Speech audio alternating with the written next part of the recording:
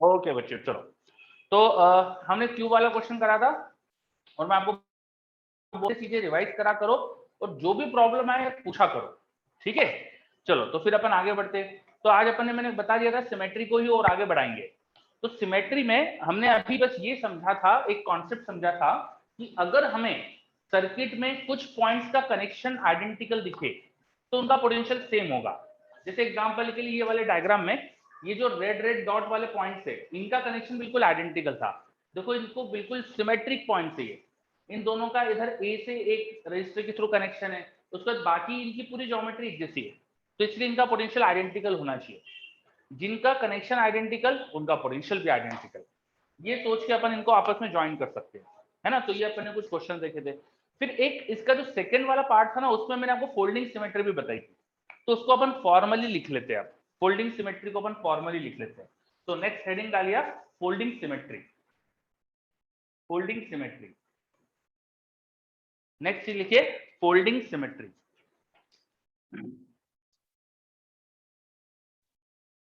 बहुत आसान होता है फोल्डिंग सिमेट्री के क्वेश्चंस। देखो नेक्स्ट चीज देखते हैं अपन फोल्डिंग सिमेट्री। तो एक क्वेश्चन लेता हूं मैं जिसमें फोल्डिंग सिमेट्री का हम यूज कर पाएंगे। देखो मैंने ये क्वेश्चन लिया है,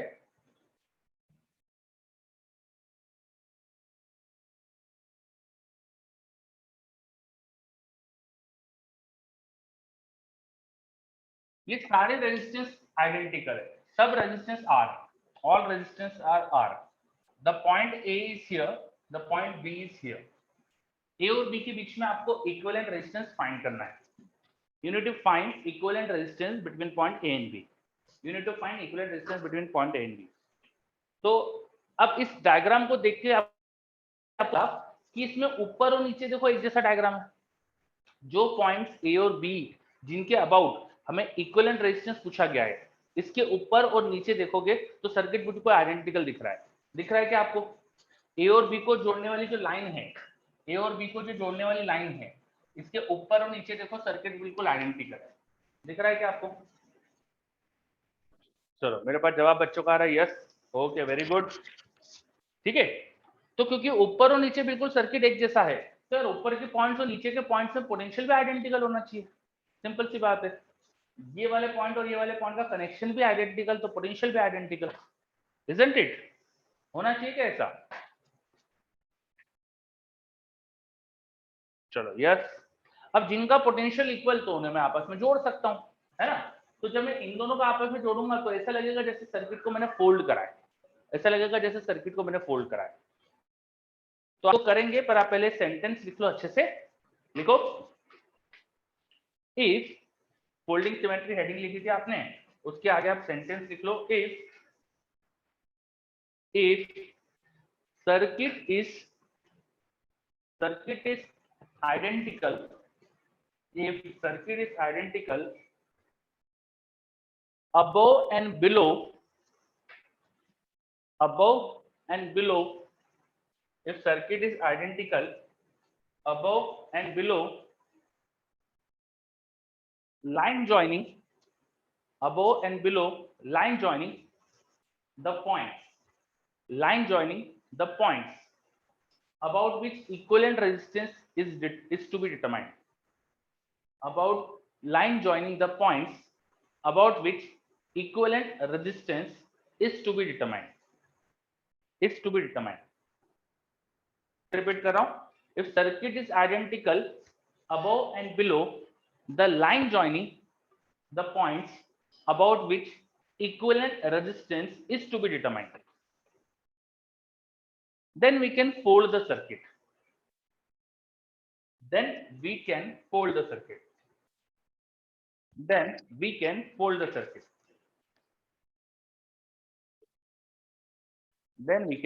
circuit. फिर से रिपीट कर रहा हूं, देखो अगर जिन पॉइंट्स के अबाउट आपको इक्विवेलेंट रेजिस्टेंस पूछा गया है, पॉइंट ए और बी के अबाउट आपको पूछा गया इक्विवेलेंट रेजिस्टेंस निकालने का, और उसको जोड़ने वाली जो लाइन है उसके ऊपर नीचे सर्किट एक जैसा है, इस ए बी लाइन के ऊपर और नीचे सर्किट एक जैसा है, देन आप सर्किट को फोल्ड कर सकते हो। क्योंकि ऊपर और नीचे के पॉइंट अगर सर्किट एक जैसा है तो पोटेंशियल भी सेम होंगे। हमको साफ साफ समझ में आ रहा है यहाँ पर? कि ये दोनों पॉइंट का पोटेंशियल सेम है तो इन्हें हम जोड़ सकते हैं बस। तो सर्किट को अगर सर्किट फोल्ड कर देंगे तो नया सर्किट क्या बन जाएगा, आप उसको ड्रॉ कर सकते हो।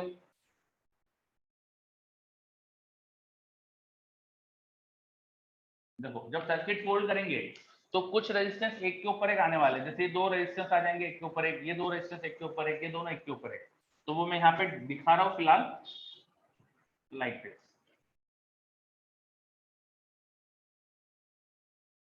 ठीक है। पॉइंट ए और बी को मैं मेंशन कर देता हूँ, ये हमारा ए और बी पॉइंट है, और वो रेड वाला डॉट जिसको अपन ने आपस में कनेक्ट कर लिया ये रहा। अब इसके आगे इसका इक्विवेलेंट निकालना आसान है, देखो ये व्हीटस्टोन ब्रिज बंदा है तो आगे सॉल्व कर सकते हो, ठीक है। यस, तो सिमेट्री ओवरलैप करेगी, हाँ एक तरह से बोल सकते हैं कि ऊपर नीचे सर्किट एक जैसा है, देन वी कैन फोल्ड, तो फोल्ड करके ऐसा ओवरलैप हो जाएगा। अब इसके आगे का काम आपको आता है तो वो मैं नहीं बता रहा, इसके आगे आप कर सकते हो। तो अपन ने कॉन्सेप्ट पढ़ा सिमेट्री के में फोल्डिंग का, बहुत इजी कॉन्सेप्ट है। अब इस पर क्वेश्चन धीरे धीरे करते जाएंगे अपन। नेक्स्ट कॉन्सेप्ट पे आते हैं, नेक्स्ट कॉन्सेप्ट पे आते हैं, तो ये नोट कर लिया अच्छे से, तो नेक्स्ट कॉन्सेप्ट पे चलते हैं अपन। नेक्स्ट लिखिए input output symmetry, input output symmetry. Next लिखिए, हाँ कोई डाउट है क्या, बताइए निमित, बताइए।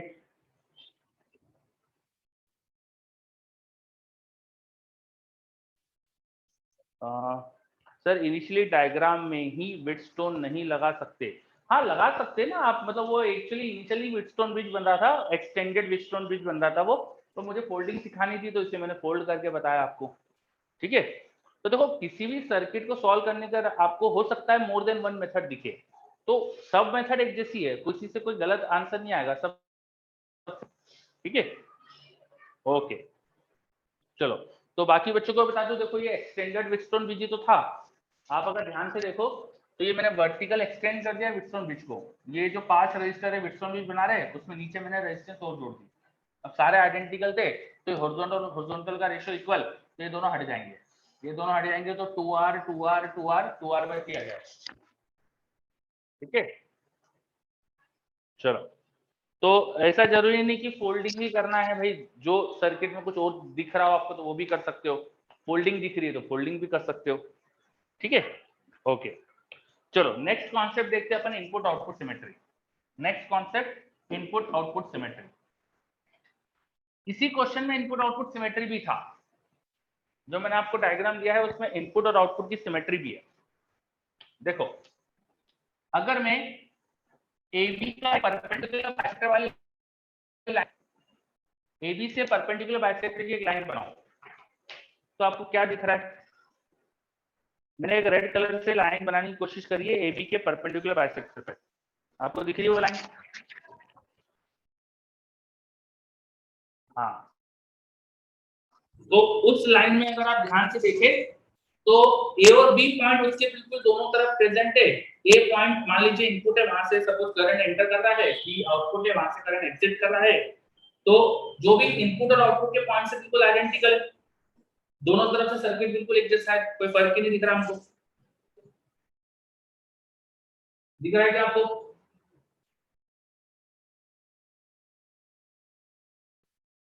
एक सेकंड रुकिएगा,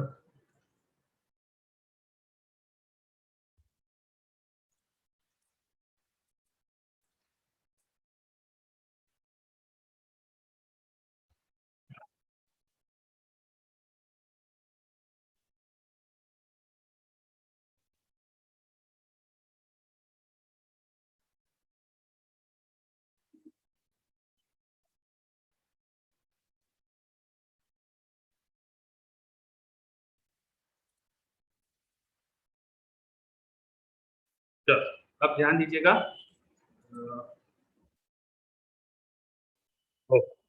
ठीक है। देखो मैं क्या बता रहा था यहाँ पर, मैं रिपीट करता हूँ फिर से। ए पॉइंट पे अगर हम देखो ए और बी के अबाउट इक्विवेलेंट रेजिस्टेंस पूछा है, मतलब ए और बी के बीच में हम बैटरी जोड़ने वाले, ए और बी के बीच में इक्विवेलेंट रेजिस्टेंस पूछा है, इसका मतलब ए और बी के बीच में हम बैटरी कनेक्ट करने वाले, बैटरी की वजह से यहाँ से करंट एंटर होगा और बैटरी की वजह से यहाँ से करंट एग्जिट होगा, ठीक है। ए पॉइंट से करंट एंटर होने वाला है, और बी पॉइंट से करंट एग्जिट होने वाला। अब जो करंट एंटर हुआ उसको जैसा डायग्राम इधर दिख रहा है वैसे ही डायग्राम यहाँ पर है। जो एग्जिट करंट है उसको सेम डायग्राम दिख रहा है। अगर करंट को यहाँ पूरा डायग्राम आइडेंटिकल दिख रहा है, मान लो यहाँ पे स्मॉल आई करंट गया, तो क्योंकि आइडेंटिकल डायग्राम है तो यहाँ से स्मॉल आई ही आना चाहिए वापस। ये समझ में आ रहा है क्या? देखो इधर उधर मिरर इमेज है ना सर्किट। ए पॉइंट पे एंटर करा करंट, बी से करंट बाहर निकला, तो ए पे जब करंट एंटर कर रहा है उसको जैसा डायग्राम दिख रहा है वैसे ही बाहर निकलते वाले करंट को भी तो डायग्राम दिख रहा है। तो जो करंट यहाँ जाना चाहिए वैसे ही करंट इधर आना चाहिए ना। कोई फर्क तो होना नहीं चाहिए ना सिमेट्री की वजह से इनमें। ये समझो अच्छे से मैंने जो बोला, ठीक है। चलो, तो मुझे दिख रहा है कि इधर और उधर सर्किट बिल्कुल एक जैसा है, तो यहाँ करंट जितना एंटर करेगा उतना यहाँ इधर फ्लो करना चाहिए। बिल्कुल मैं उसी लॉजिक से बोल सकता हूँ कि अगर यहाँ पे एक्स करंट है तो यहाँ पर भी एक्स ही होना चाहिए मिरर इमेज होने से। यहाँ अगर वाई करंट है तो यहाँ भी वाई करंट ही होना चाहिए, है ना। अगर ए पॉइंट से एंटर करते समय आई एक्स वाई में बटा तो यहाँ से आई एक्स वाई ही आना चाहिए मिरर इमेज होने की वजह से। तो बच्चे मुझे बोल रहे हैं समझ में आ रहा है उनको, वेरी गुड। और अगर ऐसा हो गया कि ये करंट बराबर हो गया तो इसका मतलब देखो क्या है कि यहाँ से जो करंट एंटर कर रहा है वो सीधे सीधा यहाँ चले गया। इसका मतलब इसमें तो कोई करंट जाएगा ही नहीं। इसका मतलब इस रेजिस्टेंस में करंट जीरो था, तो इसमें करंट जीरो था मतलब इसको हटा सकते हैं रेजिस्टेंस को, इजंट इट। जिसमें करंट ही नहीं है उसको तो आप हटा सकते हो। ये बात समझ में आ रही है? यस। तो जिनमें करंट नहीं है उनको हटा दिया, तो इस रेजिस्टेंस को हटा सकते हैं, इसको भी हटा सकते हैं, फिर दोनों को हटा सकते हैं, तो आगे से सर्किट आपको समझ में आ गया कि क्या करना है फिर। तो ये हो गया कॉन्सेप्ट इनपुट आउटपुट सिमेट्री का। अगर सर्किट इनपुट और आउटपुट साइड से एग्जैक्टली आइडेंटिकल है तो जो इनपुट साइड में करंट एंटर करेगा और जो आउटपुट साइड से करंट बाहर आएगा वो आइडेंटिकल होना चाहिए। ठीक है, इसको पहले लिख लेते हैं अपन। इसका ये एग्जांपल नहीं, मैं एक और एग्जांपल दूंगा। ये तो ठीक है बोर्ड पे था तो मैंने इसी से समझा दिया, पर मैं एक एग्जांपल और नया बनाऊंगा यहाँ पे। पहले आप इसका स्टेटमेंट लिखो, ठीक है। लिखो, if circuit is identical, if circuit is identical about if circuit is identical about perpendicular bisector, if circuit is identical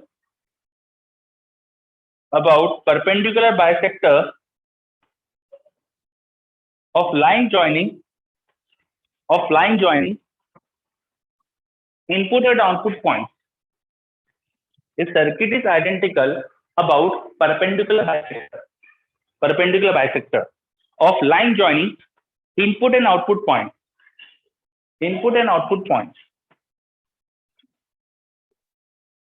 then the current flowing in from the input side,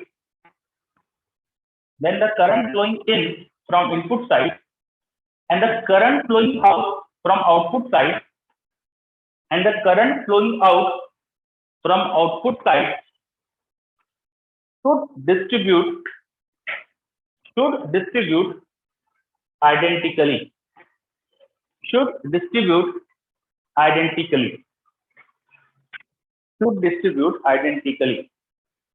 चलो मैं इसे रिपीट करता हूं, फिर से बोलता हूं मैंने क्या कहा।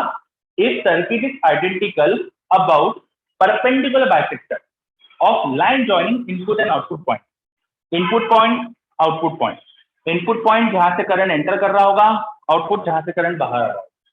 इनपुट और आउटपुट पॉइंट के परपेंडिकुलर बाइसेक्टर की दोनों तरफ सर्किट आइडेंटिकल, इनपुट और आउटपुट पॉइंट के परपेंडिकुलर बाइसेक्टर के दोनों साइड सर्किट आइडेंटिकल। तो हम बोलेंगे कि जो इनपुट में करंट एंटर करते समय डिस्ट्रीब्यूट हो रहा है और जो आउटपुट का करंट डिस्ट्रीब्यूट हो रहा है वो आइडेंटिकल होना है। क्या है, समझ में आया? तो अक्षत का रिप्लाई आ रहा है यस, वेरी गुड, बहुत बढ़िया। Hrithik very good. चलो मैक्सिमम बच्चों का जवाब अमित का भी आ गया मेरे पास, सानिध्य का भी आ गया, ठीक है, बहुत बढ़िया। तो अब देखो यही कॉन्सेप्ट मैं यहाँ वाले डायग्राम में बनाने वाला हूँ। ये मैंने नया डायग्राम बनाया, ये व्हीटस्टोन वगैरह नहीं दिख रहा है ना। इसके अंदर आपको जो पॉइंट है जिसके अबाउट इक्विवेलेंट रेजिस्टेंस पूछा है वो ये है। This is point A, this is point B. Point A और बी के अबाउट आपको इक्विवेलेंट रेजिस्टेंस पूछा है। तो आप अगर ध्यान से देखोगे तो आपको सीरीज पैरेलल कुछ समझ नहीं आ रहा है। देखो यहाँ पे ये रजिस्टर और ये रजिस्टर, ये ना तो सीरीज में है ना पैरेलल में, ठीक है। ये देखो दोनों ना तो सीरीज में ना पैरेलल, कोई सीरीज पैरेलल समझ ही नहीं आ रहा आपको यहाँ। तो ये क्वेश्चन करना बहुत मुश्किल है, इसमें कोई व्हीटस्टोन ब्रिज भी नहीं दिख रहा है, क्योंकि ये आप अगर जैसे ये 5 रजिस्टर को देखोगे तो उसकी इस पॉइंट से एक रजिस्टर यहाँ कनेक्ट हो गया, तो ये व्हीटस्टोन ब्रिज भी नहीं है, ना ही कोई एक्सटेंशन है ब्रिज का ही, ठीक है। तो ये डायग्राम बहुत डिफिकल्ट हो रहा है, दिख रहा है क्या आपको? इसको नॉर्मल तरीके से करना अपने लिए मुश्किल जा रहा है, लेकिन इसमें खासियत है। इसमें देखो आप इनपुट साइड और आउटपुट साइड के परपेंडिकुलर बाइसेक्टर को बनाओगे तो दोनों तरफ सर्किट एक जैसा है। ये पॉइंट इनपुट या आउटपुट, तो इसका परपेंडिकुलर बाइसेक्टर मैंने ड्रॉ करा, ये इसका परपेंडिकुलर बाइसेक्टर मैंने ड्रॉ करा ये, तो इधर उधर सर्किट एक जैसा है, हमारा राइट, दोनों तरफ सर्किट एक जैसा है ना? यस, बहुत बढ़िया। तो अब इसमें करंट एक जैसा डिस्ट्रीब्यूट होना चाहिए। इसका मतलब जो करंट यहां से जाएगा, मान लो यहाँ पे एक करंट गया तो यहाँ पर भी एक करंट जाना चाहिए। जो करंट यहाँ गया, मान लो यहाँ वाई जा रहा है तो यहाँ पर वाई जाना चाहिए। देखो अच्छे से, अच्छा चेक करते हैं, बस वेट करिए, है ना? चलो कशिश को आ गया, वेरी गुड, ऋत्विक को भी आ गया। तो आप जरा ध्यान से देखो, मैंने जो करंट बनाए हैं, मैं एक बार रिपीट कर देता हूँ करंट कैसे लिखे। मैंने बोला जो करंट यहाँ जाना चाहिए, इस रजिस्टर की मिरर इमेज ये है, तो इसमें करंट एक्स गया तो यहाँ पे करंट एक्स जाना चाहिए, इसमें करंट वाई गया तो यहाँ करंट वाई जाना चाहिए, ठीक है। अब आप ध्यान से देखो, जो वाई करंट है वो तो इधर चले गया, ये करंट इधर चले गया, तो ऐसा नहीं लग रहा जैसे इस जंक्शन पे कोई मतलब नहीं है कनेक्शन करने का। इस जंक्शन को अपन हटा सकते हैं, तो इस सर्किट को अगर फिर से ड्रॉ करूं मैं, वो जो जंक्शन वाला पॉइंट था उसका तो कुछ सेंस ही नहीं रह रहा है। देखो नीचे वाले रजिस्टर में करंट नीचे की नीचे फ्लो हो गया, ऊपर वाले करंट रजिस्टर में ऊपर के ऊपर करंट फ्लो हो गया, तो ये हटा भी दूंगा तो कोई फर्क नहीं पड़ना चाहिए, है ना? जो करंट वाई था वो इधर की इधर चला गया और यहाँ का जो करंट चला गया, तो जंक्शन को रिमूव कर सकते हैं अपन। देखो जरा आप अच्छे से, डायग्राम आपको क्लियर हो रहा है कि ये, चलो अक्षत को तो आ रहा है, निमित को भी आ रहा है, वेरी गुड, कशिश वेरी गुड। तो पॉइंट ए और बी के परपेंडिकुलर बाइसेक्टर के लेफ्ट और राइट में एक जैसा सर्किट था, तो इससे मैंने देखा कि लेफ्ट और राइट में जो करंट है वो भी आइडेंटिकल डिस्ट्रीब्यूट होना चाहिए, जिससे हमें समझ में आया यहाँ जंक्शन को मैंने कट कर दिया और अब सर्किट सीरीज पैरेलल से हो जाएगा। अब ये आसान हो गया। अब अगर आप ध्यान से देखोगे तो ये देखो, ये दोनों रजिस्टर सीरीज में आ गए,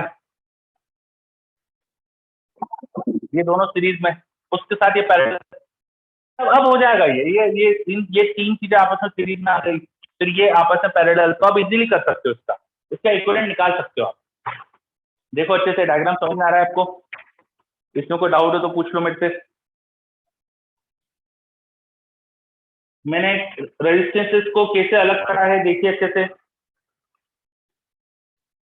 अमित को तो आ गया, बहुत बढ़िया, अमित को भी आ रहा है, ठीक है। यहाँ पे मैंने परपेंडिकुलर बाइसेक्टर के भी परपेंडिकुलर कट करा है, मैंने जो कनेक्शन रिमूव करे ना, तो जो एबी लाइन थी ना, एबी के पैरेलल कट करके कनेक्शन रिमूव करे। देखो एबी के पैरेलल कट करके कनेक्शन रिमूव करे, एबी के पैरेलल कट करा तो नीचे और ऊपर अलग अलग कर दिया। ये ध्यान रखना, यहाँ पे कई बार आपसे मिस्टेक होती है, कई बार बच्चों से यहाँ गलतियां हो जाती है, इसमें वो कनेक्शन अलग तरह से रिमूव कर देते हैं। मैं यहाँ डायग्राम बना के दिखाता हूँ। कई बार मुझे दिखता है कि बच्चे ऐसा कनेक्शन रिमूव करते हैं, ये और बी पॉइंट है और किसी ने ऐसा कनेक्शन रिमूव कर दिया, तो ये गलत है, ठीक है। क्योंकि हमें पता था कि इसमें इसमें करंट इक्वल है, इन दोनों में करंट इक्वल है, ये नहीं पता था हमको, तो ऐसा करना गलत है, दिस इज रॉन्ग, ठीक है। तो जब भी आपको कनेक्शन रिमूव करना है ना, तो जो ए बी लाइन है उसके पैरेलल कट करके करना। ये डायग्राम साथ में बना के लिख लो, दिस इज रॉन्ग। जो ए बी लाइन है उसके पैरेलल कट करते, ऐसे कट नहीं करते, ठीक है। ये मिस्टेक कई बच्चों से होती है, तो इसको ध्यान रखना है आपको कि गलती ना करे आप। ओके, तो सिमेट्री अलग ले सकते हैं, इसमें सिमेट्री अलग ले सकते हैं, इसका मतलब क्या है पास? मतलब क्या कहना चाह रहे हो? सिमेट्री अलग ले सकते हैं मतलब क्या?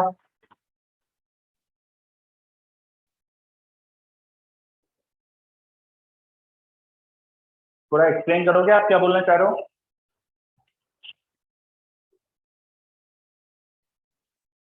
सर वो अलग लाइन पर भी डिवाइड हो रहा है। कौन सी लाइन पर डिवाइड हो रहा है बेटा? कौन सी लाइन पर डिवाइड हो रहा है?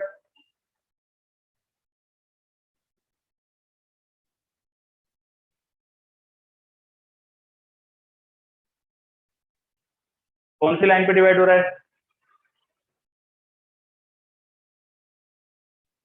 नहीं नहीं वैसे नहीं।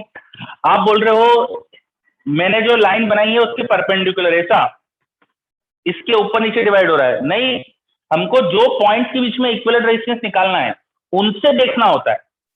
इन दोनों पॉइंट्स के या तो इस लाइन के ऊपर नीचे देखेंगे या इस लाइन से परपेंडिकुलर बाइसेक्टर पे देखेंगे। ये वाली लाइन तो कुछ है ही नहीं ना, ये दो पॉइंट ऐसा कुछ है ही नहीं यहाँ पे जिससे अपन बैटरी वैटरी जोड़ रहे हैं। ठीक है, तो आपको दिख रहा है कि ये लाइन के ऊपर नीचे एक जैसा है, पर इसमें कुछ नहीं कर सकते आप, क्योंकि जिन पॉइंट से अबाउट इक्विवेलेंट रेजिस्टेंस निकालना वो यहाँ है। समझे? ओके, है ना? सर्किट में भले आपको कुछ और सिमेट्री दिख रही हो, लेकिन हमें सिमेट्री हमेशा ढूंढना होती है बाय कंसीडरिंग द पॉइंट जिनमें इनपुट और आउटपुट कनेक्शन है, जिन पे बैटरी जुड़ी है। तो ए और बी पॉइंट के अबाउट देखना चाहिए आपको। भले सर्किट में और तरह की सिमेट्री हो, हमें उससे कोई मतलब नहीं। हमें जिन पॉइंट से अबाउट इक्विवेलेंट रेजिस्टेंस निकालना है उनके हिसाब से हम ढूंढते हैं सिमेट्री को। ठीक है, चलो, तो ये अपन ने कर लिया। अच्छा, इस क्वेश्चन में एक और चीज कर सकते थे अपन, एक और चीज कर सकते थे। जो भी इनपुट आउटपुट सिमेट्री के क्वेश्चंस होते हैं ना, जैसे ये वाला क्वेश्चन था, देखो ये दोनों पॉइंट का पोटेंशियल सेम था, परपेंडिकुलर बाइसेक्टर पे आने वाले पॉइंट्स का पोटेंशियल सेम था। यहां पर भी ऐसा है। यहां अगर इस रजिस्टर को दो, मान लो रजिस्टर आर था, करता हूँ R/2 के दो रजिस्टर में डिवाइड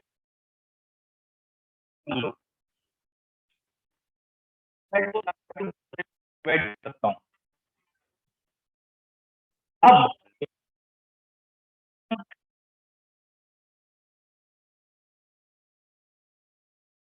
परपेंडिकुलर बाइसेक्टर में जितने भी पॉइंट्स है सबका पोटेंशियल सेम है, इन सबको आपस में ज्वाइन भी कर सकते हैं।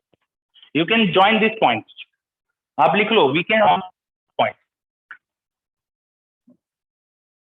मेरी ऑडियो नहीं आ रही है? ओके, जस्ट सेकंड में चेक कर लूं। यहाँ तो मुझे ऐसा कुछ प्रॉब्लम नहीं दिख रही है यार। माय वॉइस इज क्लियर और नॉट? रुक रुक कर आ रही है। अच्छा, तो शायद नेटवर्क में कोई दिक्कत होगी। सर बोल रहा आ रही है। ठीक है, यहाँ तो देखो मुझे कोई दिक्कत नहीं है, पहले कट रही थी अब ठीक है। अच्छा ठीक है, हो सकता है ये माइक ये मेरी कॉलर में दब गया होगा, तो हो सकता है उससे दिक्कत हो। ठीक है, ठीक है। तो मैंने क्या पॉइंट बोला एक बार रिपीट कर रहा हूँ फिर से। जिन पॉइंट के अबाउट इक्विवेलेंट रेजिस्टेंस पूछा गया है ए और बी पॉइंट, उनके परपेंडिकुलर बाइसेक्टर पे आने वाले पॉइंट है ना, ये इनका पोटेंशियल भी सेम होगा, क्योंकि इन ये सब बिल्कुल आइडेंटिकल कनेक्टेड है। इनमें पोटेंशियल सेम होना चाहिए। ए और बी के पोटेंशियल का एग्जैक्टली हाफ पोटेंशियल होना चाहिए यहाँ पर, क्योंकि इधर उधर सर्किट बिल्कुल एक जैसा है। तो इन सबको आपस में जोड़ सकते हो, इन सारे पॉइंट्स को आपस में जोड़ सकते हो, कोई फर्क नहीं पड़ेगा। क्लियर? आप इन तीनों पॉइंट्स को आपस में जोड़ सकते हो, तो कोई फर्क नहीं पड़ेगा। चलो, ये मैं आपको बता रहा हूँ, आप इसको लिख लीजिए। इसकी जरूरत नहीं थी, आप उसके बिना ही क्वेश्चन ये हो गया था इस तरह से करके, वैसे भी कर सकते थे आप।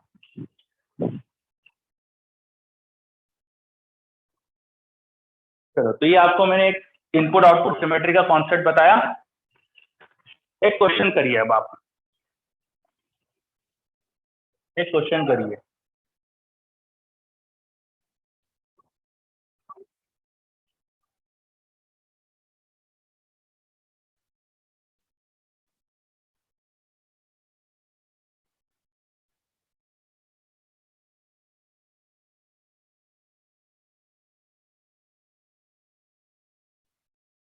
चलो, बनाओ ये क्वेश्चन।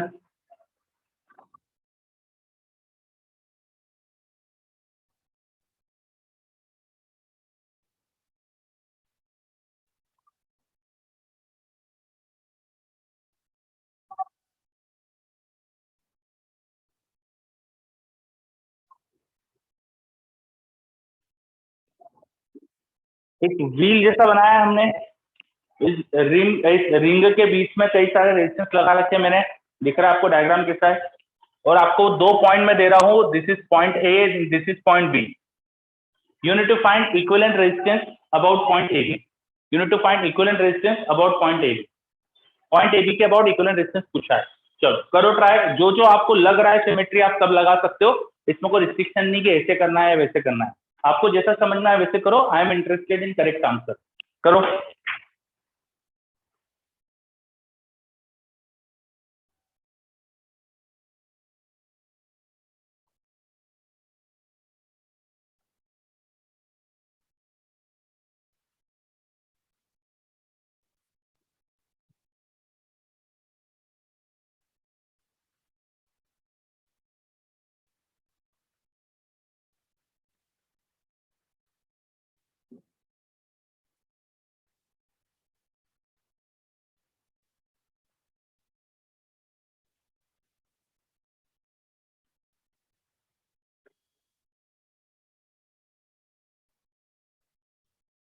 पॉइंट ए और बी के बीच में इक्विवेलेंट रेजिस्टेंस पूछा है, सर्किट दिख रहा है, सारे रेजिस्टेंस, कुछ बोलता नहीं हुआ तो आपको पता ही है सब आर है, ठीक है, सब रेजिस्टेंस आर है, बताइए करिए।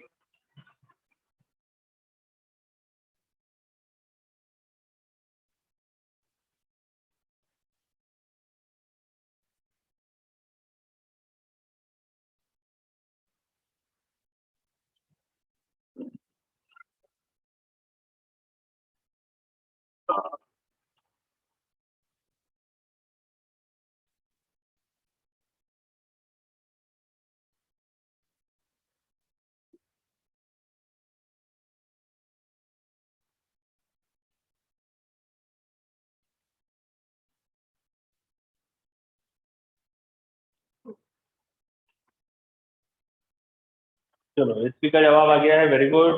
देखते हैं अपन, अदिति का भी आ गया है, और दोनों के आंसर्स अलग है, तो किसी का आंसर तो गलत है, ठीक है, किसी एक बच्चे का तो आप में से आंसर गलत है, तो दोनों चेक कर लो अच्छे से।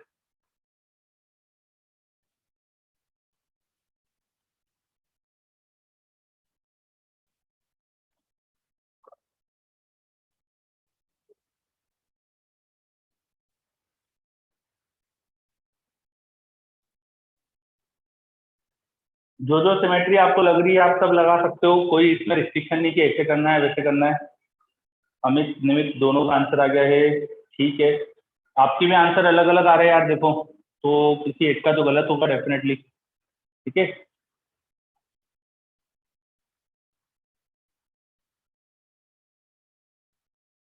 क्रिस का भी आ गया।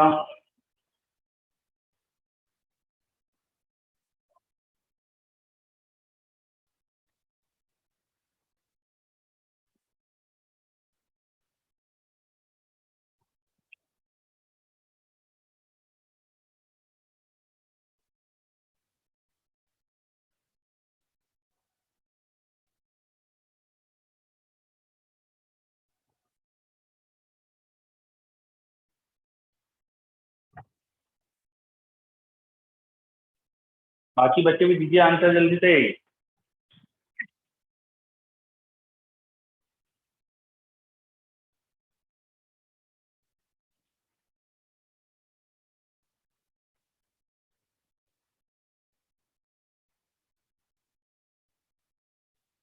चलो मैं सॉल्व कर देता हूँ, ठीक है। देखो सर्किट ऊपर नीचे एक जैसा है, सबसे पहले ए और बी को जोड़ने वाली लाइन के ऊपर नीचे देखो बिल्कुल सर्किट आइडेंटिकल है, ए और बी को जोड़ने वाली लाइन के ऊपर नीचे देखो सर्किट बिल्कुल identical. Then I can fold the circuit, मैं सर्किट को फोल्ड कर सकता हूँ। तो if I fold the circuit तो मेरे पास क्या बन जाएगा डायग्राम, वो मैं ड्रॉ कर देता हूँ। तो फोल्ड करने के बाद मुझे कुछ ऐसा डायग्राम दिखना चाहिए, ये फोल्ड करने के बाद मुझे एक सेमी सर्कल जैसा डायग्राम दिखेगा इस तरह से।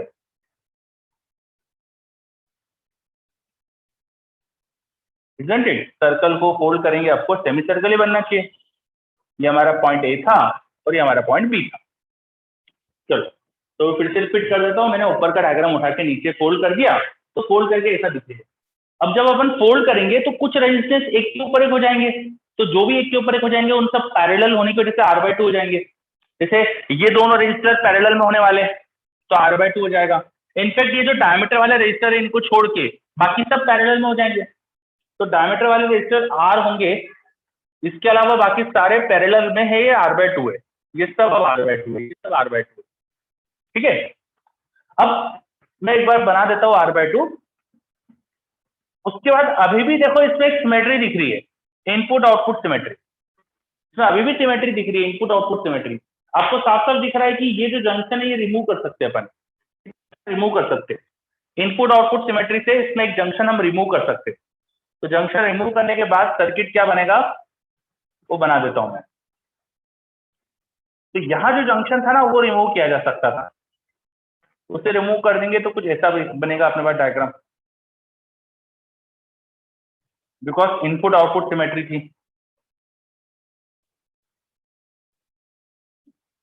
बोलो, I can remove this junction, क्योंकि मुझे पता है कि यहाँ जो करंट है और यहाँ जो करंट है सेम होने वाला है, बिकॉज सर्किट आइडेंटिकल है दोनों साइड, तो करंट इन दोनों में सेम ही होने वाला है।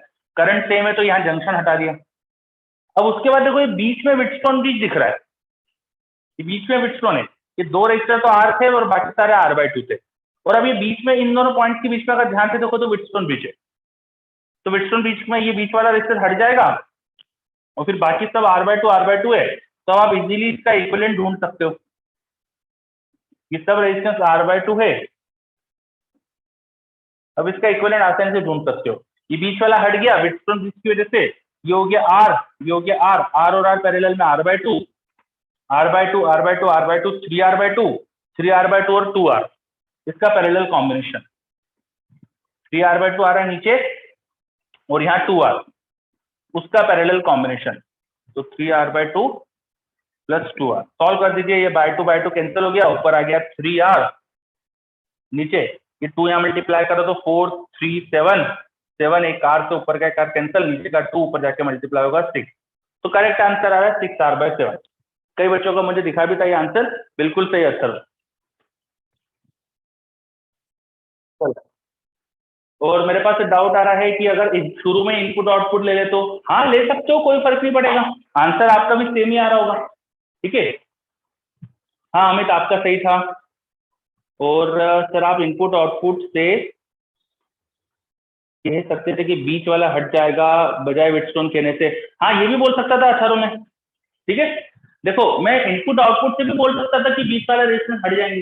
क्यों? क्योंकि इनपुट आउटपुट सिमेट्री में ये सारे पॉइंट सेम पोटेंशियल पे हो जाते ना, जो परपेंडिकुलर बाइसेक्टर पॉइंट्स है वो तो सेम पोटेंशियल पे हो जाते, तो उनके बीच के रेजिस्टर को डायरेक्ट ही हटा सकता था मैं, कोई फर्क नहीं पड़ता। यस वैसे भी कर सकता हूं मैं, तो इन दो रेजिस्टर्स को डायरेक्टली हटा देता शुरू में ही।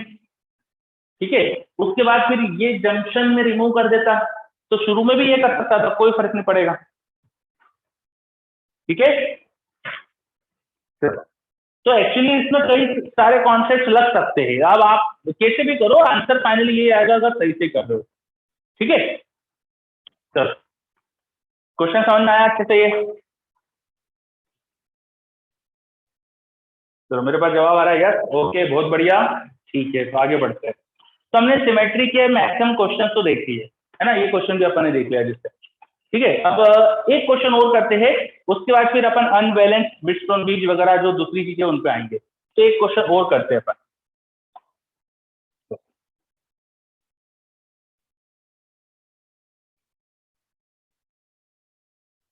रुको जरा, अच्छा डायग्राम बनाएंगे, एक क्वेश्चन और करते हैं।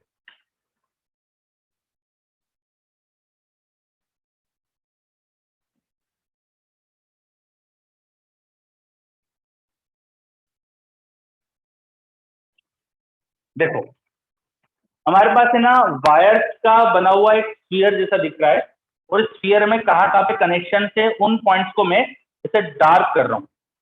जो जो कनेक्शन वाले पॉइंट्स है ना वो मैंने डार्क कर दिए।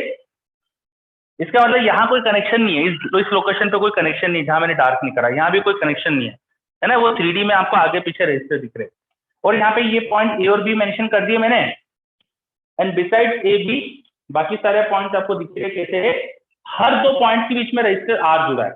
जो जो वायर है सभी वायर में आर रजिस्टर है, जितने वायर है सभी वायर्स में आर रजिस्टेंस है। तो बताओ ए और बी के बीच में इक्विवेलेंट रेजिस्टेंस कितना आएगा, करो। Find equivalent resistance between point A and B, करो। रेजिस्टेंसेस एक बार मैं दिखा देता हूँ, यहाँ पे सभी आर है, वैसे तो बोल ही दिया था मैंने, फिर भी मैं ड्रॉ कर देता हूँ। All this resistances are are.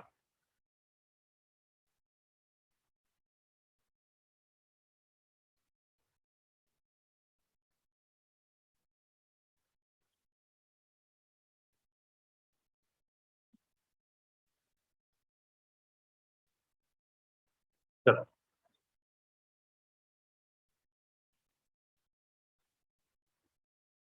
ठीक है, करिए। पॉइंट ए और बी के बीच में इक्विवेलेंट रेजिस्टेंस फाइंड करिए।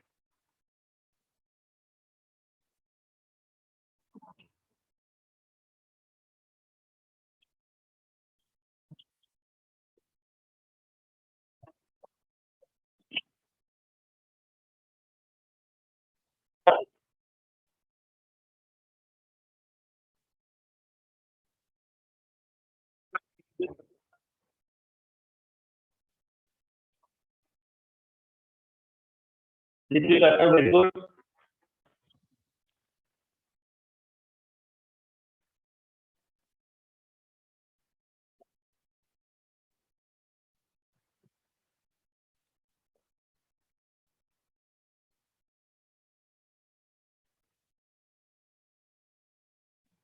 Chris, very good.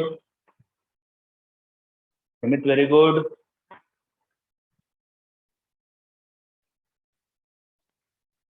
Aditi, very good.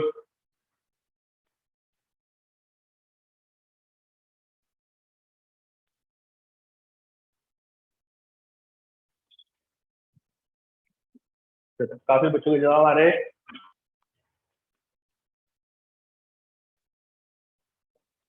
ए और बी पॉइंट कहा है, देखो दिख रहा है आपको। आपको सिमेट्री सोचना है।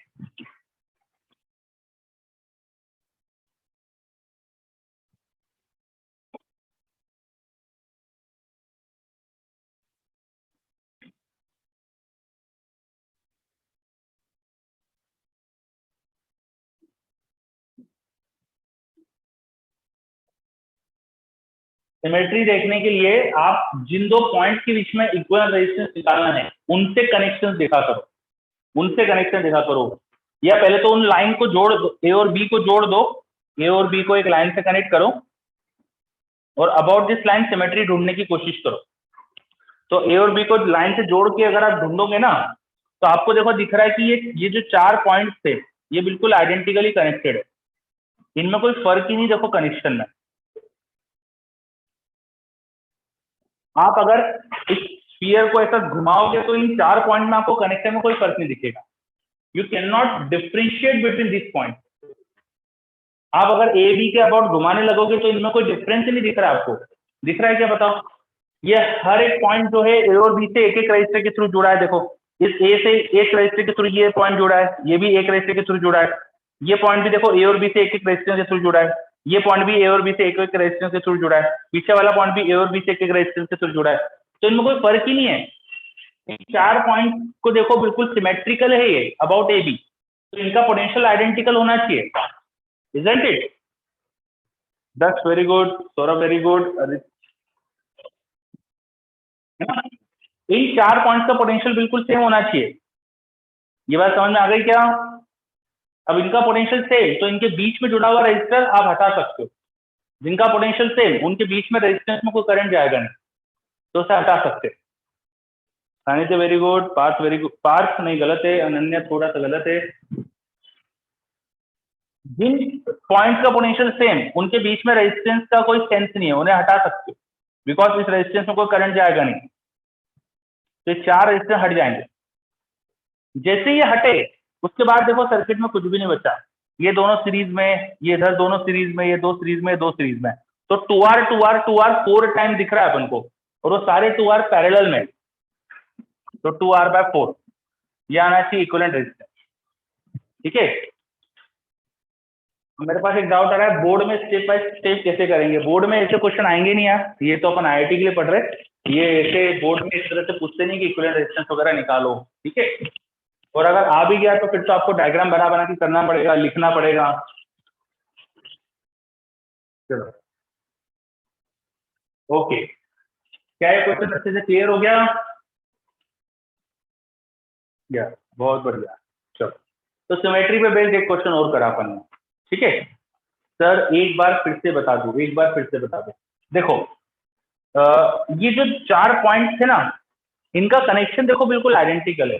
इस पॉइंट को देखो ए और बी से बाय 1 रेजिस्टेंस, एक एक रेजिस्टेंस से ए और बी से जुड़ा है। इसका भी देखो एक एक रेजिस्टेंस से ए और बी से, ये भी सेम, ये भी सेम। तो इनमें कोई फर्क ही नहीं दिख रहा, देखो आपको कोई फर्क ही नहीं है इनमें। तो इनमें पोटेंशियल भी सेम होना चाहिए, पोटेंशियल सेम। तो इनके बीच के जो रेजिस्टेंस है उसको मैंने हटा दिया, क्योंकि सेम पॉइंट के बीच में कोई रेजिस्टेंस जुड़ा है तो उसमें कोई करंट जाएगा नहीं, उसे हटा सकते। आई क्या बात समझ में कशिश?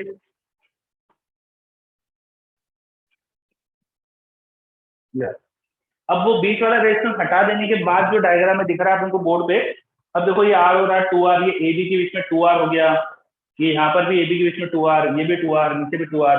तो 4 2R रेजिस्टेंस दिख रहे हैं अपन को पैरेलल में, तो 2R/4 होना चाहिए। ओके, तो ये अपन ने सिमेट्री के काफी क्वेश्चन देख लिया। सिमेट्री आपको आ गया अच्छे से। सिमेट्री के और भी तो क्वेश्चन हो सकते हैं, बस इन्हीं में से कुछ घुमा फिरा के बनाए जाते हैं, ठीक है? तो सारे कॉन्सेप्ट सिमेट्री के अपने कवर। और अपन अब नेक्स्ट चीज पे चलते। हमने व्हिटस्टोन ब्रिज तो पढ़ा था, पर अनबैलेंस्ड व्हिटस्टोन ब्रिज ये नहीं पढ़ा था हमने। तो अपन अब नेक्स्ट चीज पढ़ते हैं, अनबैलेंस्ड व्हिटस्टोन ब्रिज। इसमें रेजिस्टेंस कैसे निकालेंगे? जैसे मैं डायग्राम बना के बताता हूँ आपको। सपोज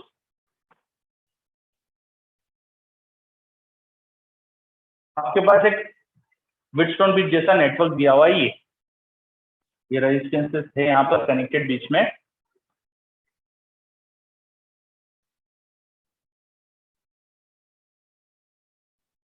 ठीक है?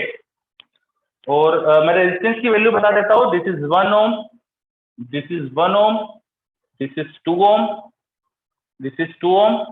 एक काम कर रहा हूँ, इधर 1 कर दे रहा हूँ और इसको मैं 3 ओम कर दे रहा हूँ, ठीक है? तो बीच वाला रेजिस्टेंस भी 1 ओम कर देते हैं, थोड़ा सा आसान हो जाएगा आपके लिए। चलो, तो ये अपना नेटवर्क है। देखो क्या ये बैलेंस्ड है? क्या रेशो बराबर आ रहे हैं? यहाँ नहीं आ रहे, सिंपल सी बात है। यहाँ 1:2 है, यहाँ 3:1 है, तो रेशो तो बराबर है नहीं। तो ये अनबैलेंस्ड व्हिटस्टोन ब्रिज है। अब अनबैलेंस्ड व्हिटस्टोन ब्रिज को सॉल्व कैसे करें? अनबैलेंस्ड व्हिटस्टोन ब्रिज को सॉल्व कैसे करें? मैंने पूछ लिया ए और बी पॉइंट के बीच में इक्विवेलेंट रेजिस्टेंस निकालो। ये पॉइंट मैंने आपको मेंशन करके दे दिया ए, और ये पॉइंट मैंने मेंशन कर दिया बी। और मैंने पूछ लिया find R equivalent between A and B. आप कैसे करोगे इसे? ये हमको सीखना है। यस कशिश, बिल्कुल से। तो इसे करने के दो तरीके देखो हमारे पास। एक तरीका होता है बेसिक से किरचॉफ लॉ, एक तरीका होता है बेसिक से किरचॉफ लॉ से, जो ज्यादा अच्छा तरीका है ना, मुझे ज्यादा पसंद है वो बेसिक तरीका। एक तरीका होता है बाय किरचॉफ लॉ, ठीक है? और दूसरा तरीका होता है star delta conversion. Star delta जो कन्वर्जन है ना, वो एक इंजीनियरिंग में सिखाने वाली मेथड है। तो आईआईटी वाले ये ज्यादा पसंद नहीं करते।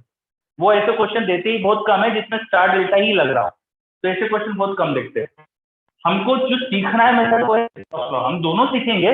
पर आपको एग्जाम में देखो ये जल्दी हो जाए तो इसलिए इसे यूज कर सकते हो आप, पर मेन मेथड ये सीखना है हमको, किरचॉफ लॉ, ठीक है? चलो, दोनों ही सीखेंगे एक एक करके अपन। अब कैसे करेंगे किरचॉफ लॉ से, क्या करते हैं? तो बेसिक से सीखते हैं अपन। और जो मैं यहाँ बताने वाला हूँ वो किरचॉफ लॉ का एक तरह से हम प्रैक्टिस भी कर रहे हैं, ठीक है? हमको जिन पॉइंट के बीच में इक्विवेलेंट रेजिस्टेंस चाहिए, अगर उनमें मैं बैटरी कनेक्ट कर दूं, बैटरी जोड़ दूं उनके बीच में, और बैटरी कुछ करंट भेजे, तो जो इक्विवेलेंट रेजिस्टेंस होना चाहिए वो बी और आई का रेशो होना चाहिए। मैं ड्रॉ करके बताता हूँ। मान लो मैंने ए और बी पॉइंट के बीच में सेल जोड़ दिया, ए और बी पॉइंट के बीच में मैंने सेल जोड़ दिया, ठीक है? सेल का ईएमएफ था वी, सेल का ईएमएफ था वी, और सेल ने यहाँ पे सर्किट में आई करंट भेजा, सेल ने यहाँ सर्किट में आई करंट भेजा। तो अगर सेल को आई करंट दिख रहा है ए और बी के बीच में, ए और बी के बीच का पोटेंशियल डिफरेंस बी, करंट ए और बी के अंदर जो जा रहा है वो आई, तो equivalent resistance should be V upon I, R equivalent should be V upon I, isn't it? दो पॉइंट के बीच का पोटेंशियल डिफरेंस और उनका करंट पता है तो ratio should be equivalent resistance, है ना? सचिन बोल रही है यस। बाकी बच्चे बताइए। Yes, okay very good. I hope कि ऊपर की हेडिंग वेडिंग तो लिखी होगी, तो मैं हटा रहा हूँ, थोड़ा सा चाहिए था मुझे यहाँ। चलो, तो अब ये रेशो अगर मैंने फाइंड कर लिया तो हमारा काम हो जाएगा। अभी रेशो कैसे फाइंड कर सकते हैं? किरचॉफ लॉ से फाइंड कर सकते हैं। रेशो कैसे फाइंड कर सकते हैं? किरचॉफ लॉ से फाइंड कर सकते हैं। ये करने के लिए पहले तो अपन को करंट डिस्ट्रीब्यूट करना पड़ेगा सर्किट। किरचॉफ लॉ से कुछ भी अगर सर्किट में फाइंड करना है तो पहले करंट डिस्ट्रीब्यूट करो। देखो यहाँ पे आई करंट आया, मान लो कि यहाँ पे करंट गया था एक्स, वो करंट एक्स ऐसा जाएगा। अब ऊपर एक्स गया तो नीचे जाना चाहिए आई माइनस एक्स, यहाँ जाना चाहिए आई माइनस एक्स। सही बात है क्या? टोटल करंट में से कुछ इधर गया, दो पार्ट में डिवाइड हो रहा है तो बचा वो दूसरे पार्ट में, दूसरे ब्रांच में जाना चाहिए, है ना? करंट का डिस्ट्रीब्यूशन देखो अच्छे से क्या कर रहा हूं मैं, ठीक है? अब यहाँ पर आया एक्स करंट, अब उस एक्स करंट को दो दो ब्रांच दिख रही है, तो एक्स में से कुछ हिस्सा मान लो इधर चला गया, वाई चला गया, तो बचा हुआ एक्स माइनस वाई नीचे जाना चाहिए। सही बात है क्या? यहाँ से करंट एक्स आया, उसमें से मैंने इधर वाई मान लिया कि वाई करंट जा रहा है, तो बचा हुआ करंट एक्स माइनस वाई बीच में जाना चाहिए। वो ऊपर से नीचे आया एक्स माइनस वाई, और यहाँ से आ रहा था आई माइनस एक्स। इन दोनों का सम होके फिर इधर जाएगा भाई किरचॉफ लॉ, करंट इन दोनों को ऐड करके तीसरी ब्रांच में जाना चाहिए, तो यहाँ जाना चाहिए आई माइनस वाई, और ऊपर से आ रहा था देखो वाई, ये वाई और आई माइनस वाई ऐड होके फिर से आई हो जाएगा।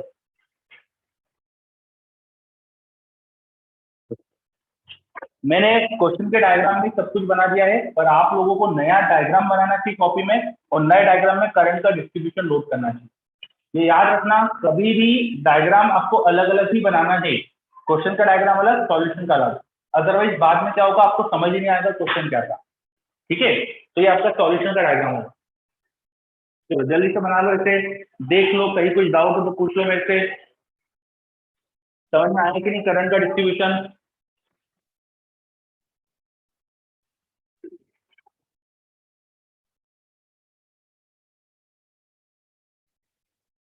मैंने यहाँ पर कुछ वेरिएबल एज्यूम कर लिए हैं, एक्स वाई दो वेरिएबल एज्यूम कर लिए beside current I. Current I के अलावा एक्स और वाई दो वेरिएबल बना लिए अपन ने, और मैंने एज्यूम कर लिया कि कहाँ कितना करंट जा रहा है। सब बच्चे अच्छे से देखो।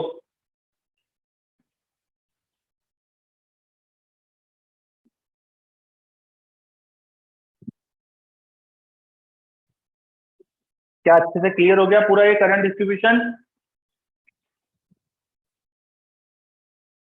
अनन्या को आ गया।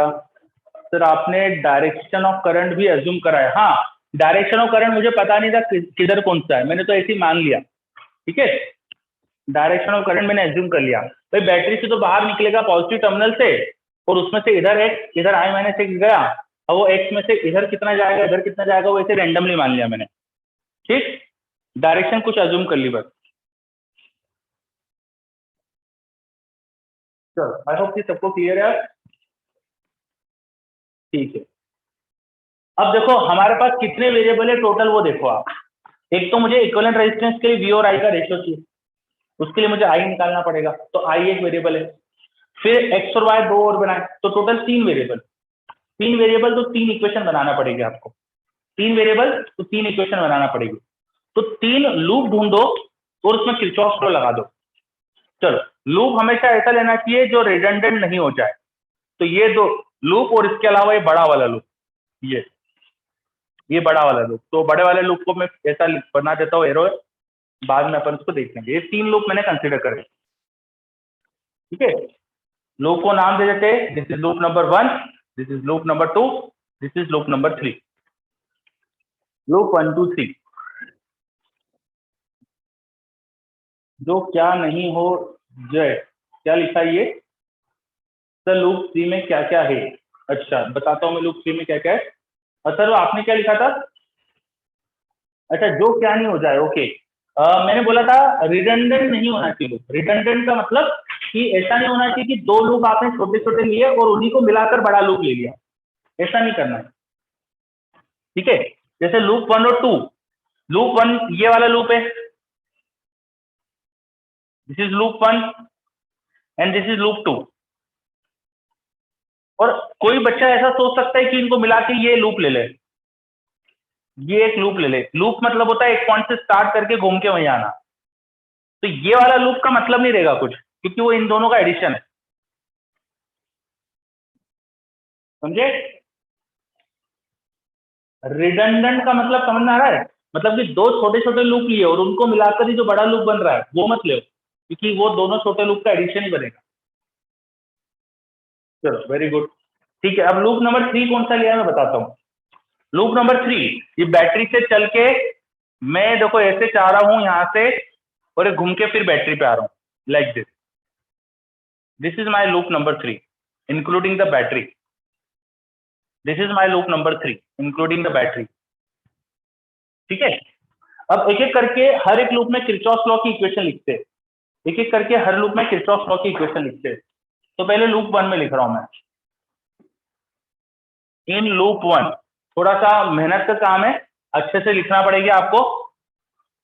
देखो मैं लिख रहा हूं, आप भी साथ में लिखो, फिर अपन चेक कर लेंगे, आपकी और मेरी साथ में चेक कर लेंगे, ठीक है। आप भी ट्राई करो लिखने का, मैं भी लिख रहा हूं, फिर अपन साथ में चेक कर लेंगे, ठीक। चलो मैं मेरी लिख देता हूँ, आप आपकी लिख लो, फिर अपन चेक कर लेंगे कि किसकी सही है किसकी गलत है। चलो मैं यहाँ पे लूप 1 की लिख देता हूँ।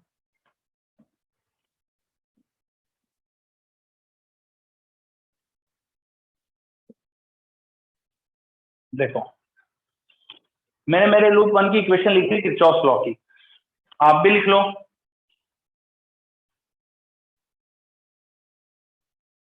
आप भी लिख लीजिए।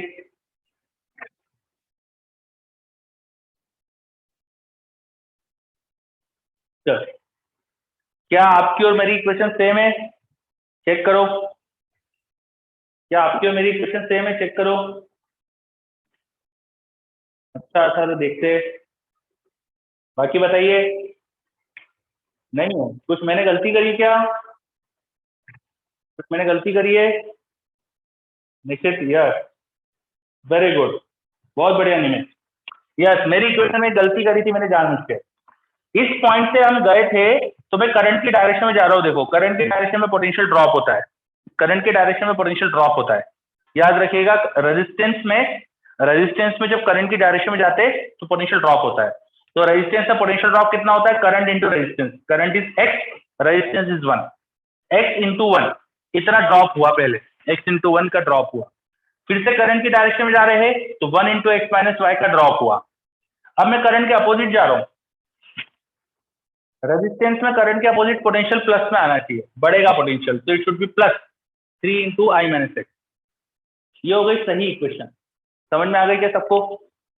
यहां से यहां गया, एक्स करंट की डायरेक्शन में एक्स में जा रहा हूं मैं, तो एक्स इंटू 1 इतना पोटेंशियल ड्रॉप होगा। यहाँ पे एक्स माइनस वाई इंटू 1, और यहाँ पे करंट के उल्टा जा रहा हूं तो प्लस में हो जाएगा आई माइनस एक्स इंटू 3। ये पहली इक्वेशन आ गई। अमित को क्लियर है? Very good.